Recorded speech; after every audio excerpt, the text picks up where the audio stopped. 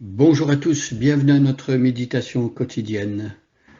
Aujourd'hui, nous allons terminer la troisième lettre dans notre série des 7 lettres de Jésus envoyées aux responsables des églises, les 7 églises d'Asie mineure. Et donc aujourd'hui, nous terminons la troisième lettre qui avait été écrite à l'église de Pergame. Je lis les versets 12 jusqu'à 17, nous aurons complété donc cette troisième lettre à l'église de Pergame. Si vous avez vos Bibles, prenez-les et suivez avec moi. Je lis dans la version Bible du Semeur. À l'ange de l'église qui est à Pergame, écrit: Voici ce que dit celui qui tient l'épée aiguisée à double tranchant. Je sais que là où tu habites, Satan a son trône, mais tu me restes fermement attaché. Tu n'as pas renié ta foi en moi, même au jour où Antipas, mon témoin fidèle, a été mis à mort chez vous, là où habite Satan. J'ai pourtant quelques reproches à te faire. Tu as chez toi des gens attachés à la doctrine de Balaam, qui avait appris au roi Balak à tendre un piège aux Israélites pour les amener à pécher en mangeant des viandes provenant des sacrifices offerts aux idoles et en se livrant à la débauche. De même, tu as toi aussi des gens attachés à la doctrine des Nicolaïtes. Change donc, sinon je viens à toi sans tarder, et je vais combattre ces gens-là avec l'épée qui sort de ma bouche. Que celui qui a des oreilles écoute ce que l'Esprit dit aux églises. Au vainqueur, je donnerai la manne cachée et une pierre blanche. Sur cette pierre est gravé un nom nouveau que personne ne connaît sauf celui qui le reçoit. Alors ici, comme dans les 2 lettres précédentes, il y a une invitation à écouter ce que l'Esprit dit aux églises. Une invitation à être attentif, à tendre l'oreille, à prendre au sérieux, à être vigilant. Il se peut que des églises fonctionnent avec des programmes, avec toutes sortes de choses bien planifiées, et que finalement l'Église ait oublié d'écouter celui qui est le chef de l'Église, Jésus, qui parle à son Église aujourd'hui par son esprit. Et donc ici, il y a une exhortation qui est pour nous, en tant que personne, mais surtout ici en tant qu'Église.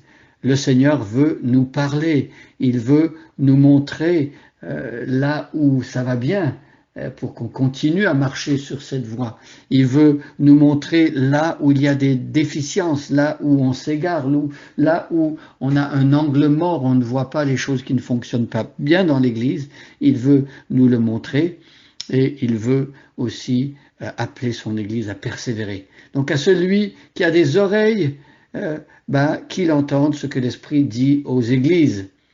Et donc, comme dans les autres lettres, Jésus ici s'adresse à ceux qui vont vaincre. Il y a cette idée que le vrai chrétien va persévérer. La vraie église de Jésus-Christ va continuer parce que Jésus a dit « Je bâtirai mon église et les portes du séjour des morts ne prévaudront point contre elle. » Donc, il y a bien sûr des personnes qui sont dans les églises et qui ne persévèrent pas.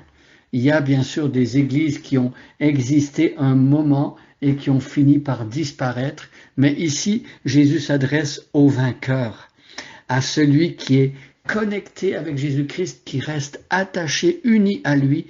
Le seul moyen d'avoir la victoire dans la vie chrétienne, c'est d'être attaché au Christ qui est lui-même le vainqueur. C'est lui qui a vaincu la mort, c'est lui qui a vaincu l'enfer, qui a vaincu le péché pour toujours. Donc, ô vainqueur, celui qui reste attaché à Jésus et qui vit dans sa grâce, ici, il y a une promesse bien précise. Je donnerai la manne cachée. La manne cachée. Il y avait dans le temple cette manne qui avait été gardée et qui était caché. La manne, au départ, c'était une nourriture, le pain venu du ciel, qui avait nourri les enfants d'Israël pendant qu'ils étaient dans le désert. La manne cachée. Dieu va nourrir ses enfants et il va les nourrir dans cette vie, il va continuer à les nourrir jusque dans l'éternité. Alors peut-être que pour ceux qui regardent de l'extérieur, des chrétiens qui vivent dans la persécution, qui vivent dans les difficultés, peut-être qu'on ne se rend pas compte que celui qui nourrit la foi de ces églises qui sont en péril et qui sont menacées, eh bien c'est Jésus lui-même. Et parce que Jésus nous donne cette manne cachée et nous nourrit lui-même, eh bien nous ne mourrons pas. Nous allons avoir de quoi vivre. Jésus soutient notre vie par cette nourriture qu'il nous donne. Et cette nourriture qu'il nous donne, c'est lui-même. Il est le pain de vie. Au vainqueur, je donnerai la manne cachée. Celui qui a commencé à se nourrir de Jésus-Christ dans cette vie-ci va continuer à être nourri de Jésus-Christ pendant toute l'éternité. La manne cachée, quelle bénédiction. Et au vainqueur, il y a aussi cette promesse de donner une pierre blanche.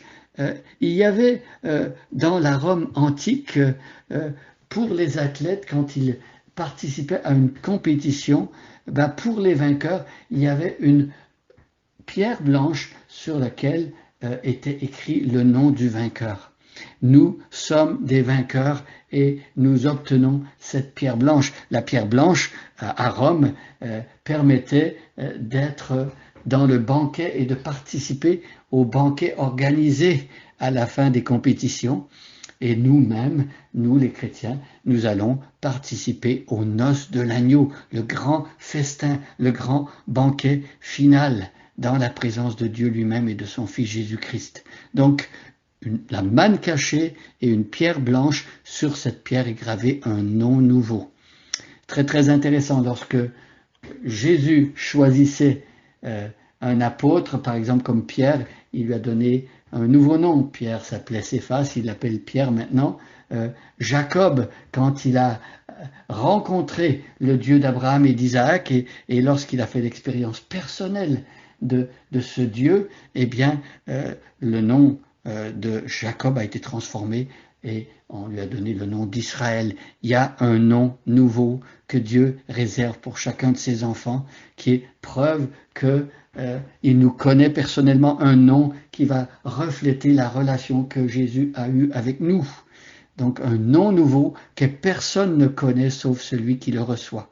Et donc nous attendons de découvrir ce nom nouveau que Dieu va nous accorder, qui sera comme le reflet de ce que Jésus va nous révéler de la relation qu'il a eue avec nous et qui va révéler aussi notre véritable identité. Remercions le Seigneur parce qu'il a réservé ces grandes bénédictions pour son peuple, cette manne cachée, cette nourriture qui nous donne maintenant et jusque dans l'éternité, cette pierre gravée avec un nom nouveau qui nous montre que Jésus nous connaît personnellement et il va nous révéler notre vraie identité dans l'éternité.